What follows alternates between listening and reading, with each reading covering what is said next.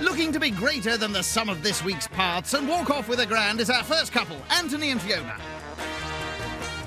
Anthony is the most bubbly, fun-loving, entertaining person you'll meet. I would say I'm definitely a big kid. Everything a child would do, I'd probably do just in a big man version. But don't let that playful exterior fool you. Inside, he's a competitive machine. There's no point taking part if you ain't going to want to try and win and get involved. My competitive instinct will always come from doing sports. I just needed to win. It's sort of in my DNA. Well, that's good, as you've got some serious competition this week. That is very nice. But do you think the time would be right to go and have a look at some sheds? The sheds will be there, don't worry, we'll get to them. Not if I get there first. Meet our next couple, legal eagles from the United States and Finland, Amanda and Ari. In the spectrum of competitive Americans, I'm middle-high, I would say. Yeah. And I would disagree with that. I think she exceeds the stereotype. And how do you get on with the Brits, then? I think that they're tough nuts to crack, and I have managed to crack very few so far. But once you do, they are great friends. Well, there are no nuts on the menu tonight, just a big old party. Tonight we're doing a carnival night. We want it to be loud, we want it to be colourful, we want it to be fun, we want everyone to basically have a good time. To kick off their carnival fare, Anthony and Fiona's starter is funky fried flappers, whatever they are. It's impossible to decipher. This is in some kind of code. Chicken wings. Code cracked. Oh, flappers. Oh, yeah.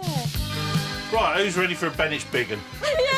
Meet our final couple, electrician Paul and his wife, dinner lady Karen. Shot. Paul is always himself. He doesn't put any false things on at all, and I think that's just why everyone loves you. Oh, bless! But what is it that gets these two lovebirds cooing? But when we got married, Paul's sister gave us a fantastic wedding present of honeymoon anywhere you want to go. And we just looked at each other and just both said, Benidorm. You've got everything there, all you can eat, all you can drink, vast array of different people. We love people watching. People watching. Oh.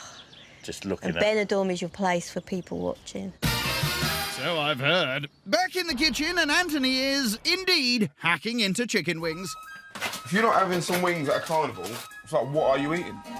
You might as well eat out of a bin. Well, I wouldn't go that far. I will gladly take it off the bone. He doesn't not just take it off the bone, he will suck the bone. Good to know.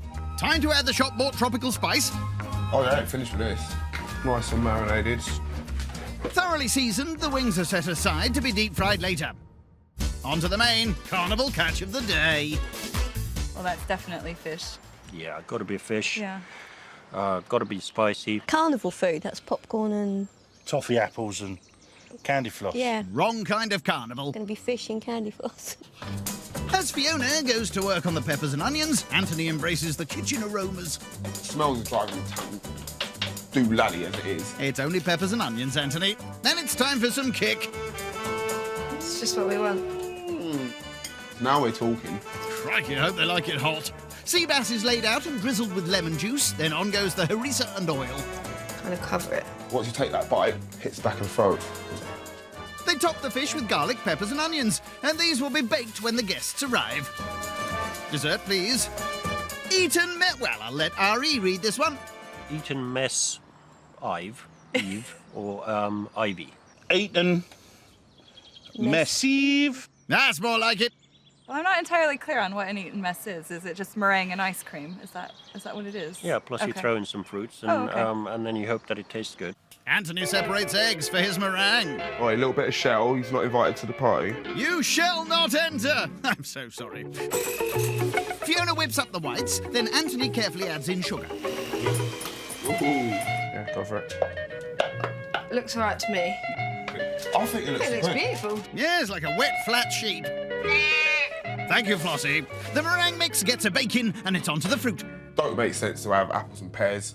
They're just not chocolate enough. Or anything to do with an eaten mess. A pineapple is hacked.